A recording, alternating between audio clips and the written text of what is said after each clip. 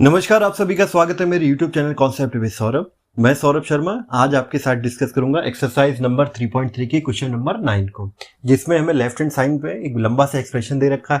इस एक्सप्रेशन को हमें प्रूव करना है कि ये 1 के इक्वल होगा। आइए शुरू करते हैं, जानते हैं ये किस तरीके से 1 के इक्वल हम इसे प्रूव कर सकते हैं। सबसे पहले हम क्या करते हैं, लेफ्ट हैंड साइड से स्टार्ट करते हैं।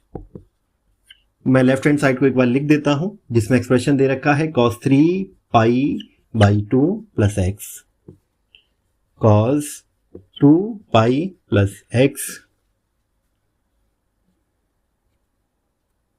cot 3 pi by 2 minus x plus cot 2 pi plus x. ठीक है, ये पूरा एक्सप्रेशन है। एक बार मैं वैल्यूज चेक कर लूं, मैंने बोर्ड पर वैल्यूज जो लिखी हैं वो सही लिखी हैं या नहीं। हाँ ठीक है, वैल्यूज हमारी करेक्ट है। मैंने आपको पुराने वीडियोस में भी बताया था, ये जब बड़े एंगल के फॉर्म में कोई एंगल एडअप में दिया हो, पाई के फॉर्म में हो स्पेशली, तो हम क्या करेंगे, यहाँ कोई ना कोई हमारा एक एक्सप्रेशन होगा जिसे हम छोटे से एंगल में कन्वर्ट कर सकते हैं। जैसे कि न्यूमरेटर में जो नंबर दे रखा है वो डिनोमिनेटर से दिए हुए नंबर से ग्रेटर है, एक नंबर बड़ा हुआ है, तो हम क्या करेंगे, यहाँ प्लस के पाई के प्लस के फॉर्म में इसको एक्सप्रेशन को लिख पाएंगे। अगर एक्सप्रेशन में जो नंबर न्यूमरेटर में दे रखा है वो डिनोमिनेटर में दिए गए नंबर से कम है, तो यहाँ हम माइनस के फॉर्म में लिखेंगे। मैं इस बात को फिर से एक बार लिख के बताता हूँ कि मैं अभी क्या कह रहा था। यहाँ हम पाई प्लस पाई बाई 2, जैसा मैंने बताया न्यूमरेटर में जो नंबर है वो 3 है, डिनोमिनेटर में जो नंबर है वो 2 है, तो हमने इसे जो एक्सप्रेशन को लिखा ये पाई के फॉर्म में लिख लिया। या अगर आप इसको सॉल्व करेंगे तो ये 3 पाई बाई 2 के इक्वल हो जाएगा, प्लस जो एंगल हमें दे रखा है वो एक्स। ठीक है, अच्छा इसको बात कर लेते हैं cos 2 pi plus x.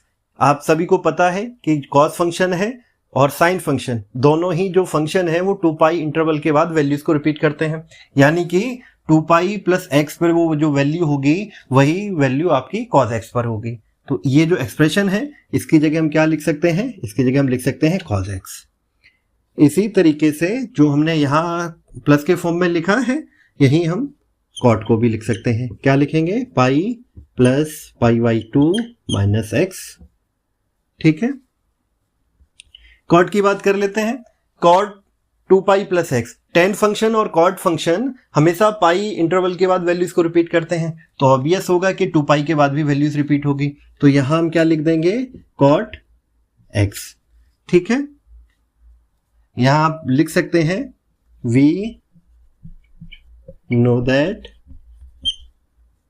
cos function will repeats its value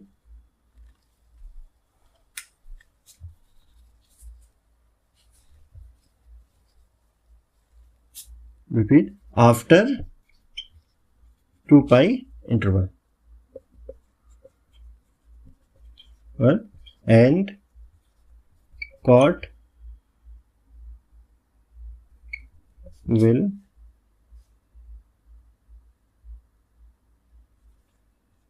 give same value after pi interval। ठीक है, cot फंक्शन है वो 2 पाई इंटरवल के बाद वैल्यूज को रिपीट करने लगता है, और जो cot फंक्शन है वो पाई इंटरवल के बाद वैल्यूज को रिपीट करेगा। इसीलिए हमने cos 2 पाई प्लस एक्स की जगह हमारा आ गया cos x, और cot 2 पाई प्लस एक्स की जगह आ गया cot x। ठीक है, आगे बढ़ते हैं। हम सभी जानते हैं कि cos पाई प्लस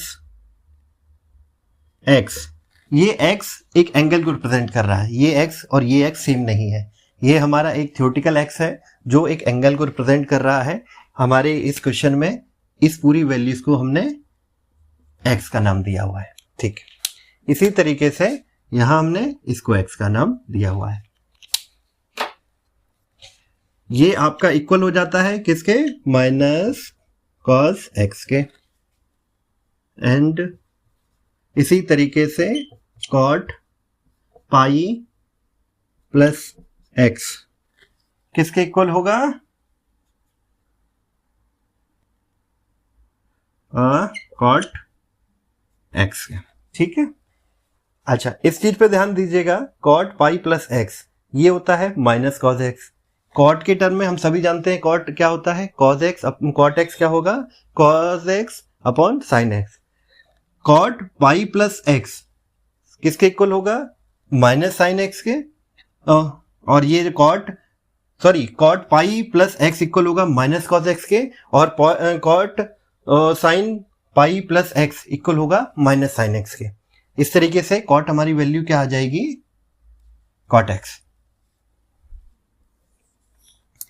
यानी कि जो मैं कह रहा हूं वो है कॉट पाई प्लस एक्स। ठीक है, ये इक्वल होता है किसके? माइनस कॉस एक्स के। और साइन पाई प्लस एक्स ये इक्वल होगा साइन माइनस एक्स के। अगर ये दोनों एक्सप्रेशन को आप डिवाइड कर दें तो ये क्या कॉट पाई प्लस एक्स हो जाएगा, जो कि इक्वल हो जाएगा किसके?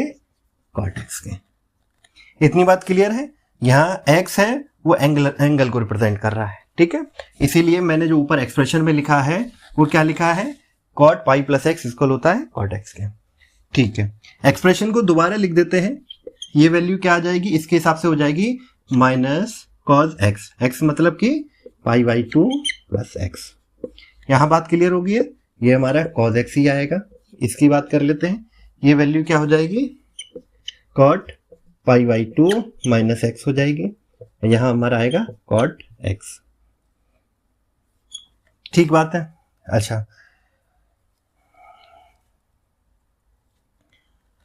हम सभी जानते हैं कि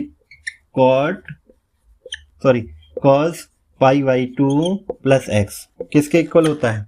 ये इक्वल होगा माइनस साइन एक्स के। ठीक है,